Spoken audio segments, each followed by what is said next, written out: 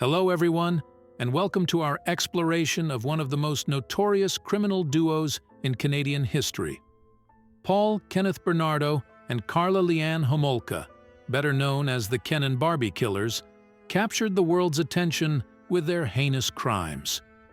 Despite their charming appearances and affluent backgrounds, they harbored a dark and depraved secret. Together, they videotaped themselves as they committed unspeakable acts of violence, including the rape and murder of several teenage girls.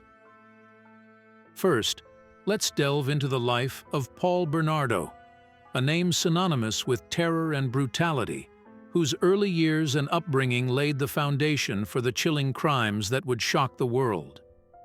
Bernardo, the legal youngest of Kenneth and Marilyn Bernardo's 3 children, was born in Scarborough, Ontario, Canada, in 1964. Kenneth, who would later face charges for peeping and pedophilia, was abusive to the rest of the family and sexually abused Paul's sister. Marilyn was depressed and would leave her family unattended to visit other relatives over the weekend, eventually relocating to the basement. Young Paul appeared oblivious to his broken home and was described as a happy child, but he also developed a desire to start fires while in the Boy Scouts at the age of 10. Bernardo, who was 16 at the time, experienced 2 major setbacks in 1981. First, he was told after an argument between his parents that Kenneth Bernardo was not his biological father, but that he was the result of a sexual encounter between Marilyn and her former favorite suitor.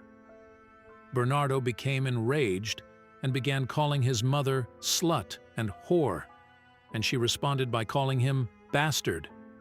Bernardo's first girlfriend, Nadine Bremer, left him for one of his friends after becoming tired of Bernardo's controlling behavior, and Bernardo retaliated by incinerating everything Bremer had given him. After graduating from Sir Wilfrid Laurier Collegiate Institute, Bernardo worked for Amway, an American company whose controversial sales culture had a significant impact on him. He bought books and tapes from well-known motivational speakers and used their advice when he and his friends met young women in bars, successfully seducing many. Bernardo had dark sexual fantasies by the time he started at the University of Toronto at Scarborough, one of which was to build a virgin farm where he could rape virgin girls. He also enjoyed having forceful anal sex and humiliating his dates in public. Bernardo's relationships grew shorter over time, and he frequently dated multiple women at once. In all cases, he was abusive and threatened to kill his girlfriends if they told anyone about the treatment they received. Bernardo was granted restraining orders against 2 women in 1986 after making obscene phone calls to them, and he may have already begun his raping spree. Now that we've explored the dark trajectory of Paul Bernardo's life, let's shift our focus to the complex figure of Karla Homolka. Homolka was born in Port Credit, Ontario in 1970 to traveling salesman Karol Homolka, an alcoholic Czechoslovak immigrant, and his Ontarian wife, Dorothy Sager, a geriatric clinic employee. She had 2 younger sisters, Lori and Tammy. Karla was a bright child and a good student who was loved by her father, but he would also insult her, her mother, and sisters during his drunken outbursts and sought refuge in the basement when he got into a fight with them. When the Homolka's marriage failed and he took on a mistress, the wife's reaction was to propose a threesome and carry on as usual. Karla was described as stubborn and domineering from an early age, unable to compromise with other children, and always willing to express her opinions to adults. She experienced a depressive episode after starting at Sir Winston Churchill Secondary School, during which she would dress nonconformingly, cut herself, and make false suicide attempts in order to gain attention. She eventually developed sadistic and masochistic fantasies. In October, Bernardo and Homolka met in a hotel restaurant. He was 23, and she was 17 years old. Homolka had traveled to Scarborough to attend a pet store conference. They were instantly attracted to each other and had sex that night. Bernardo began driving to see Homolka twice a week and gradually gained control of her entire life, deciding how she should dress, style, eat, and believe. He frequently called her fat and ugly. Unlike his previous girlfriends, Homolka readily accepted and encouraged his sexual behavior, noting his indications on a self-improvement list. Though it did not end their relationship, Bernardo was deeply upset when Homolka revealed that she was not a virgin when they first met. Bernardo resumed his rapes in December. By March 1988, police had formed a task force to apprehend the so-called Scarborough rapist, but the investigation stalled despite the presence of physical evidence and a composite sketch that was not made public. Homolka was aware of what Bernardo was doing at the time, and one victim claimed that Homolka was present when she was attacked and recorded it on camera, but the police ignored the allegations. Finally, in May 1990, the police decided to show the composite sketch to the public, which sparked a massive number of tips.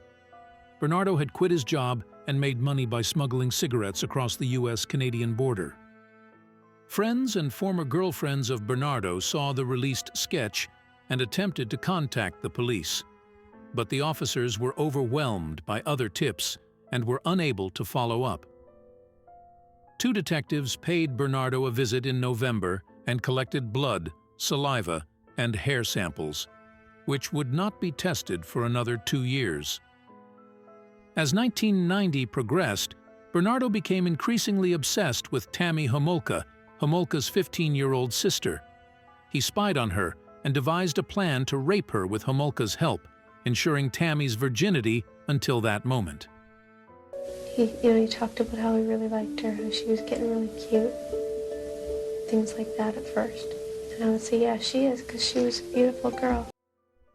Homolka made a first attempt during a summer trip on July 24th by lacing her sister's meal with Valium stolen from her workplace. But Tammy woke up after 1 minute before Bernardo could rape her. The second attempt took place on December 23rd, following a Christmas dinner at the Homolka family home. Homolka described this as giving her sister's virginity to Paul for Christmas. While Tammy's parents slept upstairs, the couple spiked her drink with sleeping pills, and once she was unconscious, they undressed her and raped her, while Homolka held a rag soaked in the anesthetic halothane over her nose and mouth. Tammy vomited and stopped breathing after Homolka held her down to clear her throat. After failing to revive Tammy, the couple dressed her, moved her to her room, and cleaned up the evidence before dialing 911. This is the most difficult because it's my little sister. Paul approached me wanting to have sex with Tammy. I put some halothane on a cloth and I held it near her face. And Paul raped her. He had vaginal intercourse with her and anal intercourse with her. Despite having a visible chemical burn on her face, Tammy's death was ruled an accident. At the funeral, Bernardo was seen stroking Tammy's hair as she lay in an open casket. Bernardo and Homolka then relocated to Port Dalhousie, where they filmed themselves while playing out sexual encounters between Bernardo and Tammy. Homolka dressed up as her sister to reinforce the fantasy. On June 7, 1991, Homolka invited a teenager she had met at work to their new home. After she passed out from consuming a drink laced with halcyon, Homolka informed Bernardo that she had a surprise wedding gift for him, and the two filmed themselves raping her. The victim awoke the next day with nausea and left without realizing she had been raped. On June 15th, Bernardo was on his way to Burlington to steal license plates for his smuggling business when he came across 14-year-old Leslie Mahaffey, who had been locked outside her home as punishment for missing her curfew. After Mahaffey was offered and accepted a cigarette, Bernardo led her to his car, where he pulled out a knife, blindfolded her, and drove her to Port Dalhousie, telling Homolka that they had a playmate. The two filmed themselves raping and torturing their new victim, and after Mahaffey claimed her blindfold had slipped, they murdered her. They kept the body in the basement while they dined with the Homolkas upstairs, then dismembered her, encased her remains in 8 concrete blocks, and threw them into Lake Gibson. They were discovered on June 29th, the same day that Bernardo and Homolka married. In August, Jane was invited back again. Jane stopped breathing while being raped, similar to how Tammy died, but she was successfully revived. Homolka, who had called 911, called back to say the crisis was resolved and the ambulance was recalled without further investigation.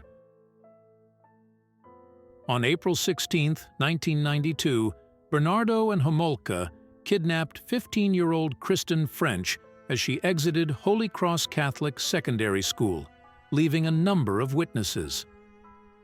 They raped and tortured her for 3 days before allegedly strangling her with the same cord that killed Mahaffey, though Bernardo still claims Karla murdered Kristen with the rubber mallet she was given to guard their victim while he went out for food.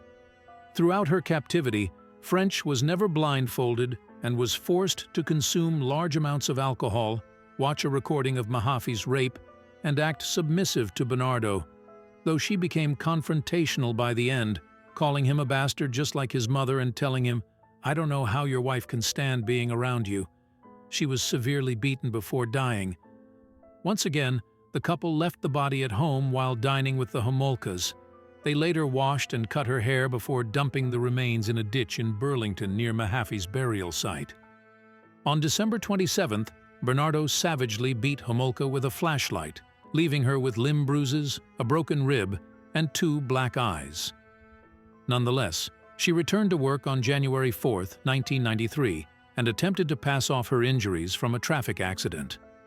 Her co-workers did not believe her and informed her parents, who insisted on transporting her to the hospital. Homolka claimed to be a battered spouse and filed charges against Bernardo, who was briefly detained. By pure coincidence, the samples Bernardo had provided 2 years prior were tested around this time, positively identifying him as the Scarborough rapist. Homolka moved to Brampton with her aunt and uncle, informing them that Bernardo was both the Scarborough rapist and the murderer of Mahaffey and French. In February, she requested full immunity from prosecution in exchange for her cooperation, but it was denied.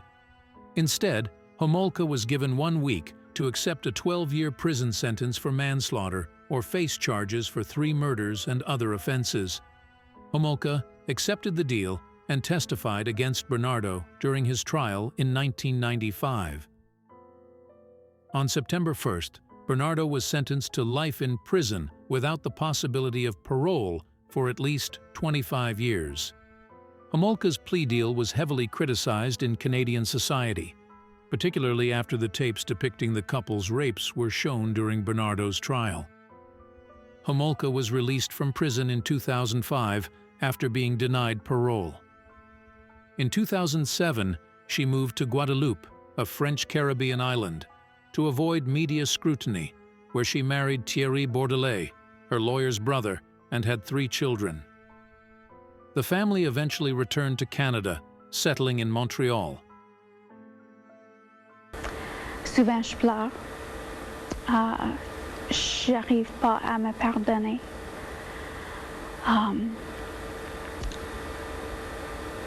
Je pense à ce que j'ai fait. Puis souvent, je pense que je ne mérite pas d'être heureuse à cause de ça. Mais ce que j'ai fait, c'était terrible. Puis j'étais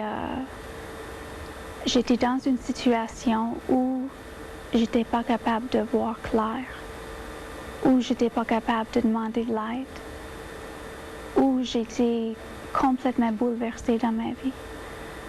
Puis je regrette énormément parce que je sais que maintenant, je sais que j'avais le pouvoir d'arrêter tout ça. Thank you for joining us as we explored the chilling tale of Paul Bernardo and Karla Homolka. Don't forget to like, share, and subscribe to support us. Until next time, stay safe.